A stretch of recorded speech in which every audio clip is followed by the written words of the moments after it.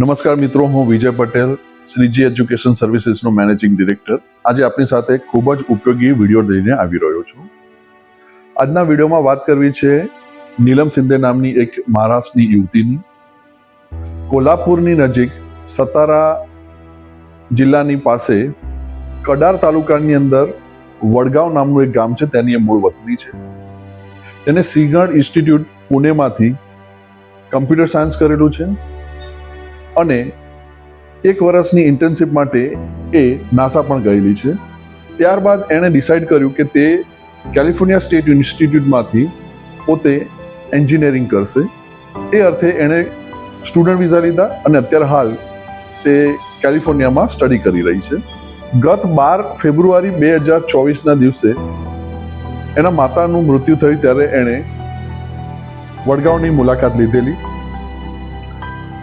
આ વર્ષે એક્ઝેક્ટ 1 વર્ષ પછી 12 ફેબ્રુઆરી 2025ના રોજ એને ટેલિફોન દ્વારા એના પિતાને એની માતાના મૃત્યુ ઉપર એટલે કે પુણ્યતિથિ ઉપર એને યાદ કરીને ખૂબ લાંબી વાતો કરી અને અફસોસ પણ વ્યક્ત કર્યો કે આ વખતે પોતે વિઝિટ નથી કરી શકતી કારણ કે લાસ્ટ સેમેસ્ટરમાં છે.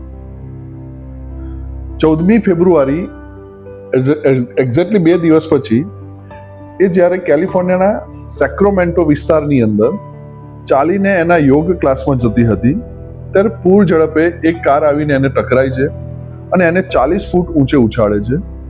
પરિણામે એના પગ, ડાબા હાથ અને ખોપડીમાં ઈજા થાય છે. માથામાં ઈજા થવાના કારણે એ કોમામાં સરકી જાય છે.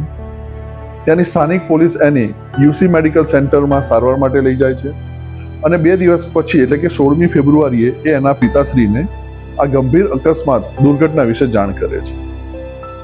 એના પિતાશ્રી તાનાજી શિંદે 62 વર્ષની ઉંમરના છે. એક બેંકની અંદર એ પટાવાળા હતા અને અત્યારે રિટાયર્ડ લાઈફ જીવે છે.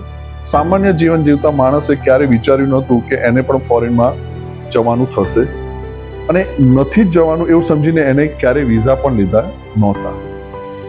પરંતુ હવે પોતાના દીકરીના અકસ્માતની વાત છે એટલે વિઝા લેવા પડે એવી પરિસ્થિતિ ઊભી થઈ છે.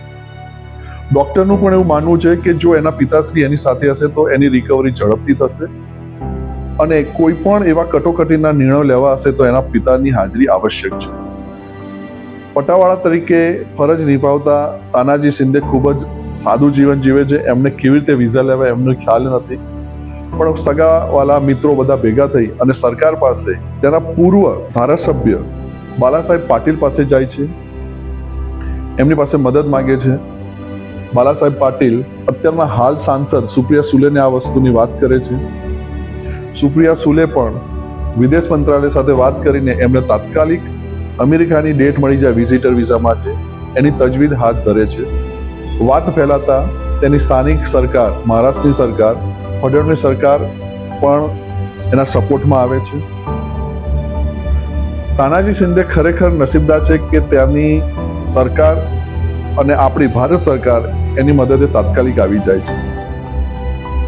આ ઘટના પછી મારો આ વિડીયો બનાવવાનો પર્પસ એ છે કે જો મિત્રો આપના બાળકો વિદેશ અભ્યાસ કરી રહ્યા છે તો તમારા ઘરમાંથી કોઈ એક વ્યક્તિ પાસે એ દેશના વિઝિટર વિઝા હોવા જોઈએ.